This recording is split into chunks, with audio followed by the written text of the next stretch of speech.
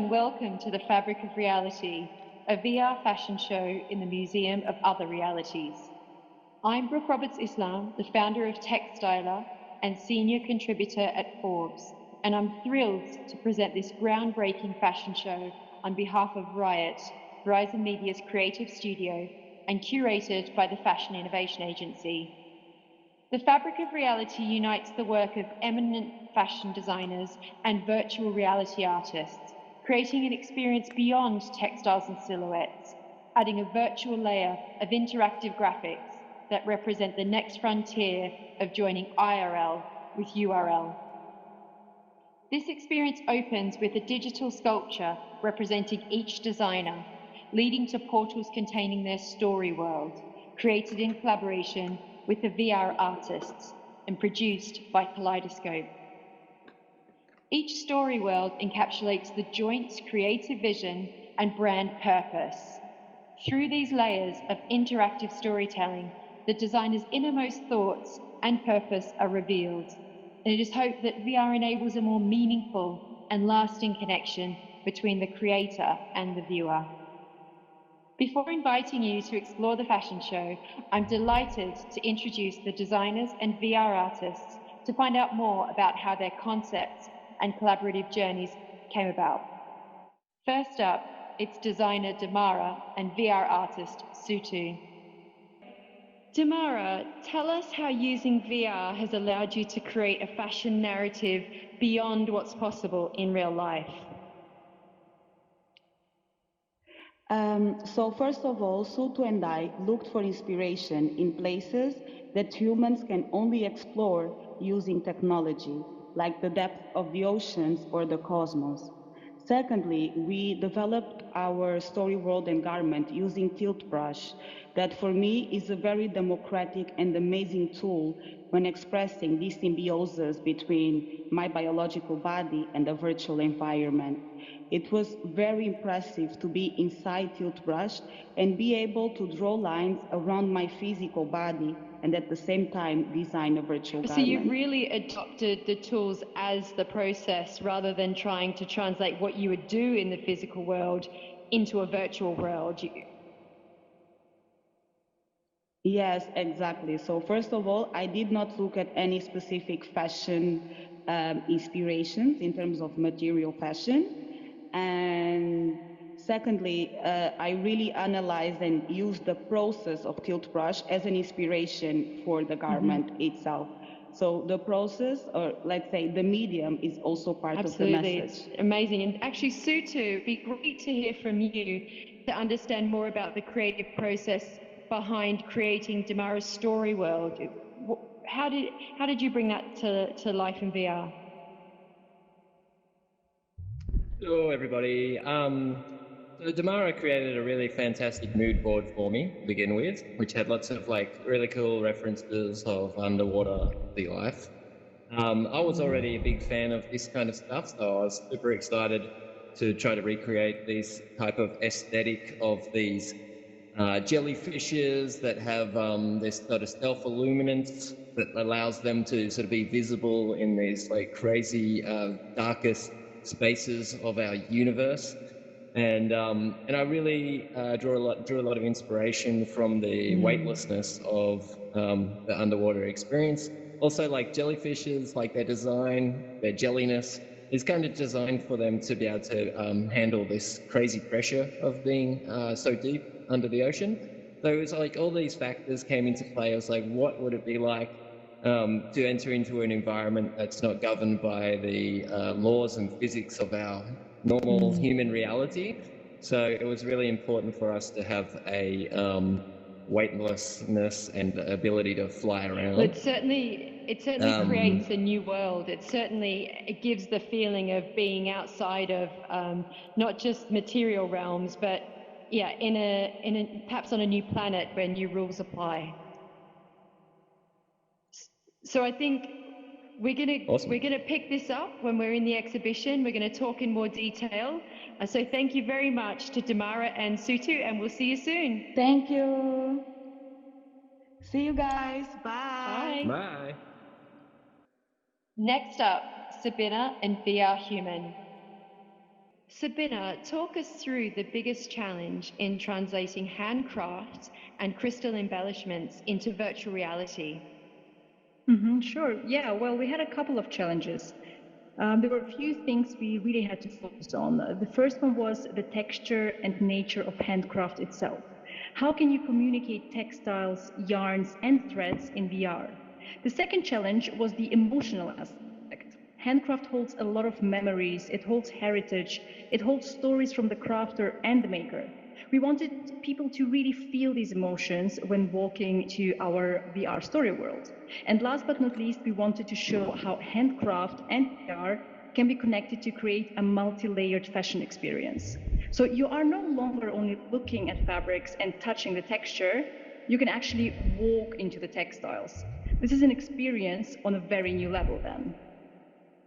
Amazing. So you're really embedding yourself within the world of the textile rather than just seeing it and touching it as you would in real life. Exactly, yeah. So, and for you, Vlad, crystals and reflection are a big part of this VR experience. What's been the biggest challenge in delivering those and delivering on Sibna's vision for them? So we approach the concept of like reflections from our like most human perspective. So like our present selves are just a reflection of our past selves. So just like in music or a visual art, there's highs and lows, brights and darks, and something unexpected happens, and then it resolves, and it's just a reflection of life itself again in the ways that we express ourselves. And we decided to transpose this concept in like creating the story world first and then stitch it on top of the garment, which is kind of interesting process because we had to create the VR world first, then go inside of it, capture footage, and then texture the garment itself, which was also created in VR with the virtual environment. So there's a lot of inception going on in our work.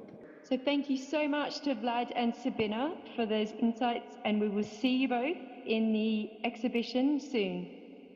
Thank you. And next, designer Charlie Cohen collaborated with VR artists Anna Duncan and Joy. Charlie, can you tell us how using VR allowed you to convey mental health awareness? Sure. So VR enables you to see the world through someone else's eyes, which is extremely powerful. We wanted to immerse people in the two conflicting worlds that many sufferers of mental illness experience, the outward projection of confidence, success, togetherness, and that this functions to conceal this inner world of pain and emptiness and numbness. By doing this, we hope to help non-sufferers better understand, recognize, and empathize. And then for those who do suffer, we want them to know and really be able to feel that they're not alone in this experience. This seems a really important and pivotal platform for that kind of storytelling, and your brand has been around for several years now. Is this the first time you've had the opportunity to tell this story, and have you wanted to in the past, but you needed VR? We've always spoken a lot about mental health since the inception of the brand, but this is the first time that we've had the opportunity to really, I guess, recreate the experience of being inside someone's head. So we're able to send a much more powerful message this way. Yeah, it's amazing. The experience is really something. There's so many layers and so much to take away personally and creatively. I want to come to you now, Anna and Joy. Perhaps first, Anna, what was the biggest thing that you took away from this experience as a VR artist? It was a dream creating in VR and being able to play with volume and texture and be experimental with space and gravity. And I love combining the wearable garment with this like fantasy setting. Amazing. It's really textured, I guess, and it brings together so many different elements of creativity and technology. Yeah, it's really which exciting. I think is just fascinating for all of us in this sort of pioneering area of firsts. And Joy, for you, what would you say was your... Hi, Joy.